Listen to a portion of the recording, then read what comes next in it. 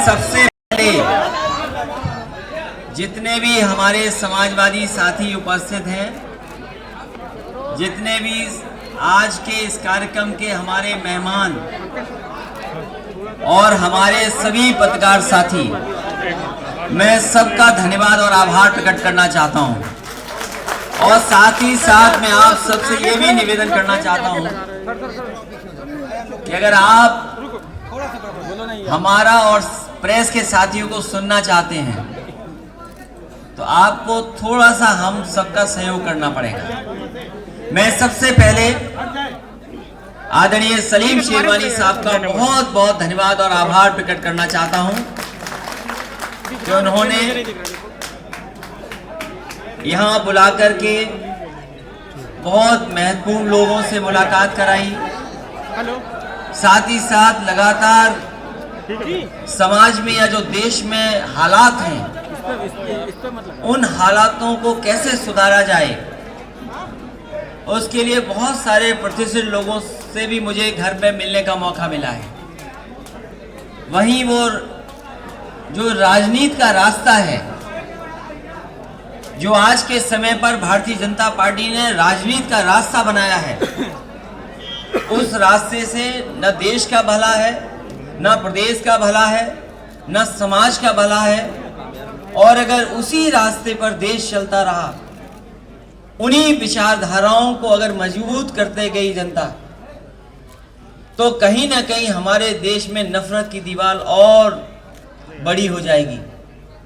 झूठ फैलाया जा रहा है और कैसे हर दिन नया मुद्दा बना दें अपने प्रोपेगेंडा के माध्यम से, उन तमाम चीजों से मुकाबला करना। इसलिए जो बहुत सारे बड़ी संख्या में अतिथि आए हैं, क्योंकि मैं कुछ ही लोगों के नाम पढ़ सकता हूं, मनोज पांडे जी, विनय पांडे जी, बब्बन दुबे जी, प्रभाकर शर्मा जी, रुद्र ओझा जी, साथ ही साथ समाजवादी पार्टी के जिलाध्यक्ष और महानगर अध्यक्ष, संगठन के सभी पदाधिकारी, यहाँ पर उपस्थित बहुत सारे जिम्मेदार पुराने हमारे महानगर के अध्यक्ष भी बैठे हैं, दो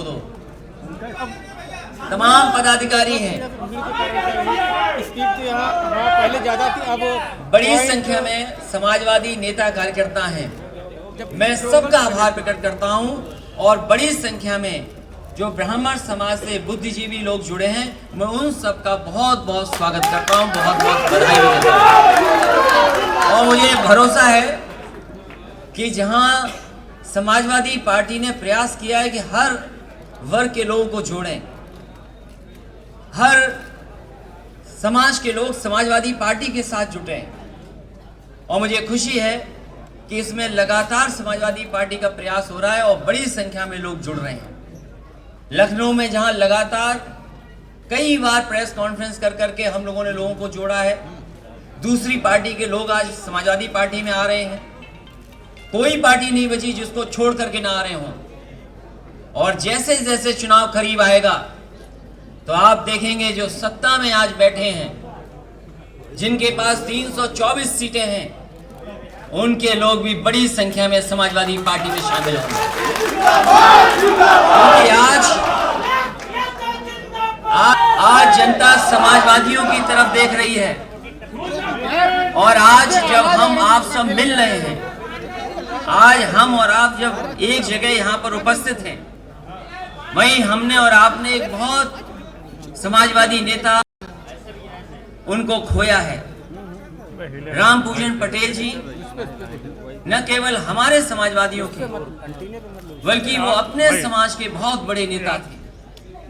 उन्होंने हमेशा जिंदगी भर अपने जीवन में पिछड़ों को हक कैसे मिले, उनके जो संविधान में अधिकार है वो कैसे उन तक पहुंचे, उसके लिए लगातार जीवन भर संघर्ष करते रहे।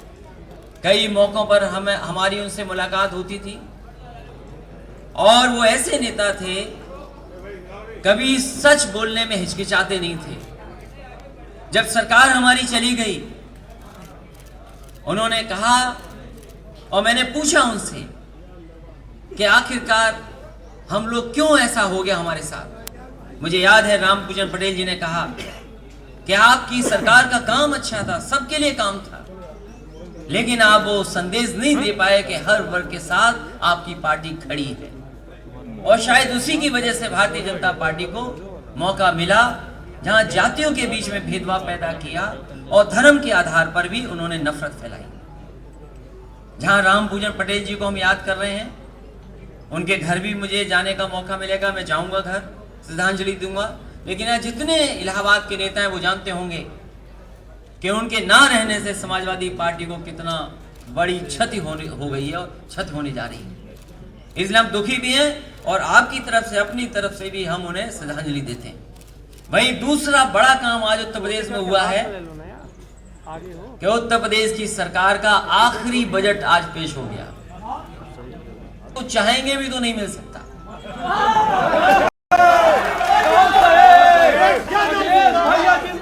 क्योंकि जो कुछ सोचा था, जो कुछ उन्होंने जनता में फैलाया था, बताया था, अब वो सब का समाप्त हो गया, कुछ बचा नहीं उनके पास। और हम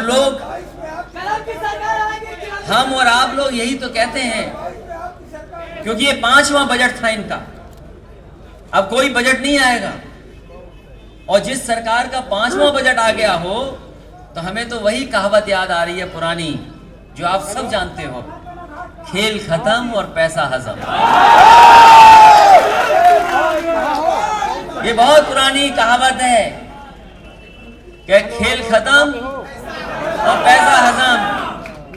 और कैसे हजम किया है भारतीय जनता पार्टी ने पैसा, वो हम और आप लोग समझ नहीं पा रहे, हम और आप नहीं समझ पा रहे।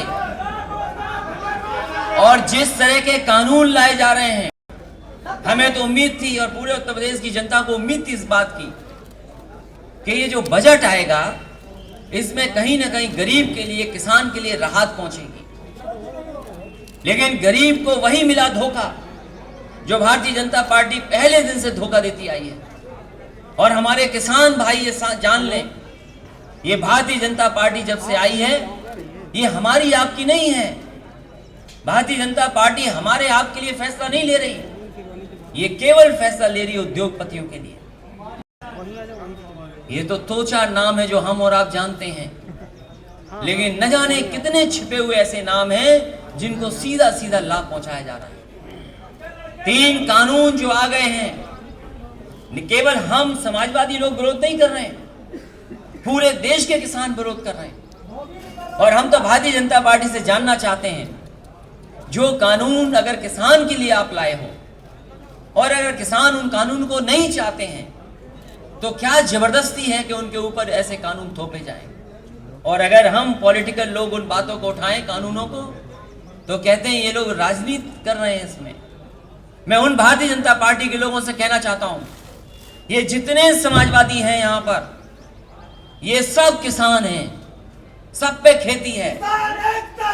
कोई ऐसा हो जो बता दे जिसके पास खेत ना हो, कोई बता दे हमें। यहाँ समाजवादी जो लाल टोपी लगा के खड़े, हमारे पाल साहब, बताओ आप पे खेत है कि नहीं है? कितने बीघा है आपके पास खेत? हमने पूछ लिया तो भूल गए बेचारे। लेकिन ये जितने समाजवादी हैं, अब मुझे नहीं पता कि तुम पे खेती है कि नहीं है, लेकिन जितने खड़े सब पर खेती है। ये सब किसान हैं, समाजवादी तो है ही हैं, लेकिन ये सब किसान हैं, ये जानते हैं कि इनकी फसल का किसी को MSP नहीं मिला है।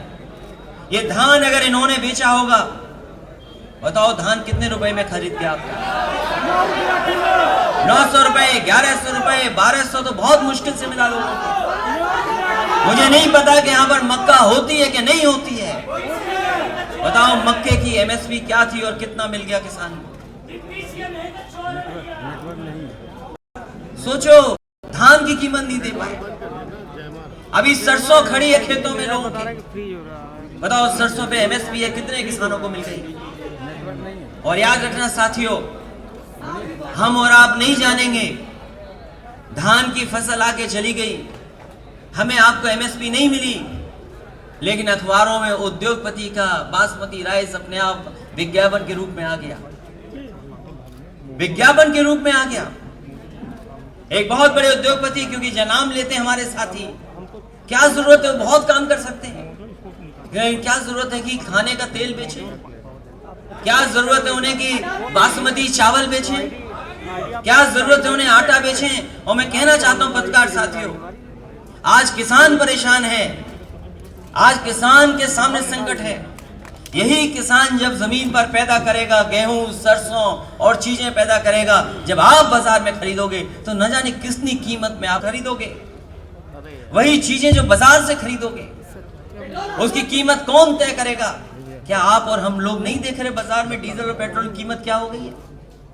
बीजेपी कहती है कि तर्क ये है कि सरकार के अंदर नहीं आती ये चीज, ये सरकार नहीं कंट्रोल कर सकती है। बीजेपी का ये तर्क है कि वो कंपनी है। तो वही तो हम और किसान और समाजवादी लोग कह रहे हैं कि आप किसानों को कंपनी के सामने छोड़ दोगे तो किसानों को एमएसपी कौन देगा? जब बीजेपी ये कहती है कि डीजल पेट्रोल उनके हाथ में नहीं है, वो कंपनियों के हाथ में, कंपनी तय करेगी कितना महंगा बिकेगा नहीं बिकेगा। यही तो तर्क है भारतीय जनता पार्टी का। क्या डीजल पेट्रोल की कीमत हम इसलिए नहीं कम कर सकते क्योंकि वो कंपनियां हैं? तो कल को अगर हमारे किसान का सब कुछ खरीद लेंगी कंपनियां तो उसका बाजार में भाव क्या होगा? इसलिए बाजार पर किसान को नहीं छोड़ा जा सकता। और इसलिए नहीं छोड़ा जा सकता क्योंकि बाजार तो उठता है बैठता है, कीमतें वहां बाजार तय करती है। हमारे किसान को अगर लाभ कोई पहुंचा सकता है तो सरकार पहुंचा सकती है। जब तक मंडियां नहीं होंगी तब तक हमारे किसानों को लाभ नहीं मिल सकता। और फिर एक सवाल तो इतना सा है कि जो मुनाफा हो रहा है वो जा कहां रहा है डीजल पेट्रोल का? डीजल पेट्रोल का मुनाफा किसके लिए है? मुनाफा किसान के लिए है कि उद्योगपति के लिए है?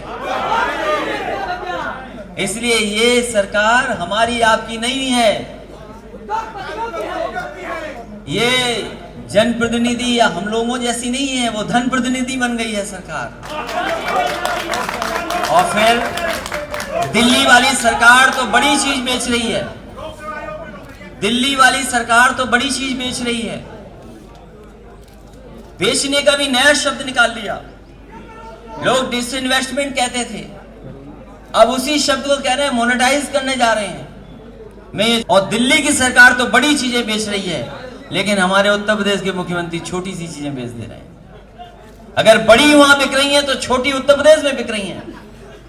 और तर्क यह है कि जब तक प्राइवेट लोग नहीं आएंगे, प्राइवेट कंपनियों का कारोबार नहीं बढ़ेगा, तब तक देश की अर्थव्यवस्था नहीं आगे बढ़ सकती। हम उनसे जानना चाहते हैं कि अगर प्राइवेट कंपनियां आ जाएंगी, सब डिसइन्वेस्ट हो जाएगा, सब मोनेटाइज हो जाएगा, तो संविधान में जो हमें अधिकार मिले हैं, संविधान ने जो हमारे लिए व्यवस्था की है, आखिरकार वो हमें कहां पर मिलेगी जाकर? इसलिए न नौकरी है इनके पास, न काम है, न रोजगार है। न इनके पास न काम है, न नौकरी है, न रोजगार है। और इसलिए नहीं है क्योंकि इन्होंने वो व्यवस्था नहीं बनाई है। और व्यवस्था बनाई होती तो शायद आज हमें नौकरी, रोजगार और काम मिल रहा होता। और याद रखिए जो भारतीय जनता पार्टी के लोग मां गंगा को धोखा दे सकते हैं, वो हमें और आपको कैसे छोड़ेंगे, ये बताओ आप? मां गंगा को धोखा देने वाले लोग हमें आपको नहीं छोड़ेंगे। यही तो दावा किया था कि मां गंगा साफ हो जाएंगी, गंगा साफ हो जाएगी। गंगा साफ नहीं हुई, लेकिन गंगा के लिए लाया हुआ बजट साफ हो गया, वो पता नहीं कहां चला गया। और फिर मैंने सुना है कि बहुत मकानों पे बुलडोजर चल रहे हैं। ये कौन सा कानून है? ये कहां का कानून है? ये कानून कहां का है? और यहां तो इलीगल हर चीज है। कौन सी चीज लीगल है बताओ हमें आप? और फिर अगर घर गिराना हो तो कोई कमी निकाल लो किसी की। ये ऐसी सरकार है जो न कानून की परवाह करती है, न किसी नियम की परवाह करती है, न किसी व्यवस्था की परवाह करती है। केवल ठोको नीति चलाती है। ठोको नीति के अलावा कोई नीति नहीं इनके पास। इसलिए बहुत बड़े पैमाने पे हम लोगों के साथ धोखा हुआ है और जनता के साथ धोखा हुआ है।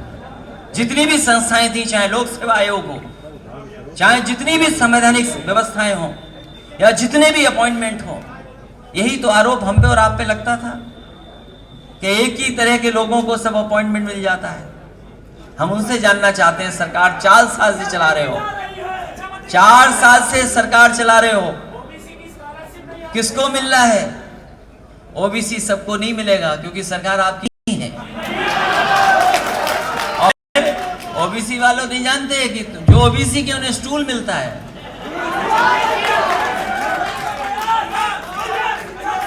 इसलिए बहुत इधर उधर की बात नहीं, लेकिन आज मुझे खुशी है इस बात की कि बड़ी संख्या में जो आज, क्योंकि बिना इनके सहयोग के, मदद के बहुत सी लड़ाई नहीं जीती जा सकती है।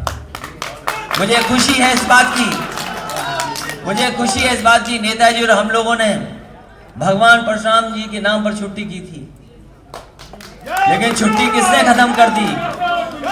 छुट्टी किसने खत्म कर दी? इसी तरह विश्वकर्मा समाज के दिन, विश्वकर्मा जयंती के दिन छुट्टी होती थी, वो सम्मान दिया था हम लोगों ने, किसने छुट्टी खत्म कर दी? और हमारे जो मुख्यमंत्री जी हैं, इधर वो पेपर फ्री कर रहे हैं, पेपर फ्री। आजकल उन्होंने बजट जो पेश किया है वो पेपर फ्री, वो समझ ही नहीं पा रहे हैं। और मैंने कई मौकों पर कहा, अगर वो समझते होते कि लैपटॉप कैसे चलता तो शायद वो लैपटॉप बांट रहे होते। वो जो आज पेपर फ्री कह रहे हैं कि बजट हमारा पेपर फ्री है, ये पेपर फ्री नहीं, उत्तर प्रदेश की जनता योगी फ्री चाहती है। और हमारे लोग तो जानते होंगे, अब लोग पलटना चाहते हैं सरकार को, नई सरकार बनाना चाहते हैं। और नई सरकार ऐसी जो विकास के रास्ते पर जाए, जो खुशहाली के रास्ते पर जाए, जो सभी लोगों को साथ लेकर के जाए, जो सबके लिए काम करे और जो सबके लिए भरोसे की बात कहे, ऐसी सरकार चाहते हैं। और इतना भेदभाव, हमारे साथी ने ठीक कहा कि निषाद समाज के और मल्लाह समाज के लोगों की नाव तोड़ दी, उसकी अगर किसी ने आवाज उठाई थी तो सबसे पहले समाजवादी पार्टी ने। उनकी नाव नहीं तोड़ी थी ये सरकार, बीजेपी ने उनकी नाव नहीं तोड़ी थी, उनके पेट पे, रोजी रोटी पर को खत्म करने का काम किया था। और मुझे खुशी है इस बात की कि समाजवादी पार्टी के नेता कार्यकर्ता सबसे पहले उनके बीच पहुंचे थे और जो कुछ मदद कर सकते थे की थी उन्होंने मदद भी की, कि जो नाव है टूट गई है उसकी कैसे मदद हो वो भी की, जिनकी चोट लगी उनकी भी मदद की। और हम अपने निषाद समाज के जिन लोगों की नाव टूटी है, हम उन्हें भरोसा दिलाते हैं कि समाजवादी पार्टी की सरकार थी तो समाजवादी पेंशन भी मिलती थी, लैपटॉप भी मिलता था। और एक बार हमें तांगा वाला मिल गया लखनऊ में, हमने उसका तांगा पुराना देखा, हमने तांगा दे दिया उसको नया सरकार से। इसलिए हम उन्हें बताना चाहते हैं, जिन लोगों ने नाव तोड़ी है इनको हटाइए सरकार से, और समाजवादी सरकार बनेगी तो नई नाव फ्री सरकार की तरफ से देने का काम। और केवल समाजवादी पेंशन, लैपटॉप और ये सुविधाएं नहीं दी, हमारे ये पुलिस के लोग थे, आउट ऑफ कितना प्रमोशन की दिया, ये हमारे पुलिस के लोग हैं, सबसे ज्यादा प्रमोशन दिया। और न जाने कैसे चलते थे ये लोग, 100 नंबर वाली गाड़ी भी समाजवादियों ने दी थी, और अब तो 100 नंबर भी खराब कर दिया इन्होंने। कोई ठीक करेगा तो समाजवादी लोग करेंगे। इसलिए आज तो ये छोटा कार्यक्रम है और केवल मिलने का कार्यक्रम था, छोटा कार्यक्रम था, मिलने का कार्यक्रम था। कैसे धन्यवाद देना चाहता हूं, और जो असुविधा हुई होगी अगली बार असुविधा नहीं होगी, और सरकार बनेगी तो बिल्कुल असुविधा नहीं होगी किसी तरह की। जो सवाल, एक दो सवाल पूछोगे तो मैं जवाब दे दूंगा। बजट के बारे मैं इसी के साथ, जहां मनोज पांडे जी, विनय पांडे जी, बब्बू दुबे जी, प्रभाकर शर्मा जी, रुद्र ओझा जी आए हैं, वहीं विक्की साहू जी और विजेंद्र पांडे जी का भी मैं बहुत बहुत स्वागत करता हूं, बधाई देता हूं। साथ ही साथ जितने हमारे समाजवादी साथी हैं वहीं खड़े रहिए। मैं देख रहा हूँ बहुत सारा उपहार लेके आए हैं, साइकिल लाए हैं, गणेश भगवान लाए हैं, हमारे कृष्ण भगवान। और आप लोग चुप रहिए, सवाल लेने दो। मेरा आपसे यही है कि आप पत्रकार साथी सवाल पूछ रहे हैं तो आप एक मिनट शांत हो जाओ, जिससे उनकी बात भी मुझ तक आ जाए और वो क्या पूछ रहे हैं उसका जवाब भी मिले। बजट आया, जो बजट आया है यूपी के बजट सबसे बड़ा बजट कह रहे हैं। नहीं ठीक है, सबसे बड़ा बजट बता रहे हैं। देखिए यूपी बजट और यूपी सरकार का ये 5वां बजट था। कम से कम भारतीय जनता पार्टी को अपने संकल्प पत्र पर देखना चाहिए था कि संकल्प पत्र में जो बातें कही गई थी वो कितनी पूरी हो रही हैं 5वें बजट में। जब आप संकल्प पत्र उठा करके देखेंगे तो पाएंगे कि भारतीय जनता पार्टी ने संकल्प पत्र पूरा नहीं किया, बल्कि पुराना काम समाजवादी पार्टी का जो था उसका शिलान्यास किया, समाजवादी काम का उद्घाटन किया, समाजवादी सरकार में जो एमओयू थे उन एमओयू का एमओयू किया। कम से कम बजट में तो ये बताते कि 5 लाख करोड़ के लगभग का आपने एमओयू किया, वो जमीन पर कितना उतरा है? आपने इंफ्रास्ट्रक्चर में क्या दिया है? क्या गंगा एक्सप्रेस आपका है? ये जो एक्सप्रेस वे बन रहे हैं उत्तर प्रदेश में, क्या आपके घोषणा पत्र में थे? ये सभी दूसरी सरकारों के काम थे जो अभी भी आपने पूरे नहीं किए। समाजवादी सरकार में 22 महीने में एक्सप्रेस वे 302 किलोमीटर का बन के खड़ा हो गया था। जो समाजवादी पार्टी ने पूर्वांचल की खुशहाली के लिए, पूर्वांचल को विकास से जोड़ने के लिए समाजवादी पूर्वांचल एक्सप्रेस वे दिया था, और 4 साल पूरे हो गए हैं, उसके बावजूद भी एक्सप्रेस वे पूरा नहीं हुआ। और समाजवादी सरकार ने जब उद्घाटन हुआ था तो हमारे नौजवान जानते होंगे, मिराज और सुकोई उस सड़क पर उतार दिए थे। आने वाले समय में समाजवादी पूर्वांचल एक्सप्रेस वे बनेगा और उस पे उसी तरीके से समाजवादी लोग हवाई जहाज उतार कर उसका उद्घाटन करेंगे। और मैं ये कहना चाहता हूँ पत्रकार साथियों, बहुत अच्छा सवाल पूछा है बेरोजगारी। इन नौजवानों में न काम है, न रोजगार है, और न ही किसी तरीके से इनका भविष्य कैसे बेहतर हो। मैं समझता हूँ दुनिया में सबसे ज्यादा नौजवान अगर कहीं है तो भारत में है, और अगर भारत में सबसे कम उम्र के कोई लोग हैं तो वो उत्तर प्रदेश में हैं, और इनके भविष्य के साथ खिलवाड़ हो रही है। हमारे जहां किसान के भविष्य के साथ खिलवाड़ है, वहीं भारतीय जनता पार्टी ने प्रोपोगेंडा के माध्यम से, झूठ के माध्यम से, नफरत के माध्यम से और जो जातियों में खाई पैदा कर करके समाज को बांटने का काम किया, जिससे नौजवान नौकरी और रोजगार की तरफ न देखें। पंचायत का चुनाव होने जा रहा है और ये बहुत महत्वपूर्ण इकाई है।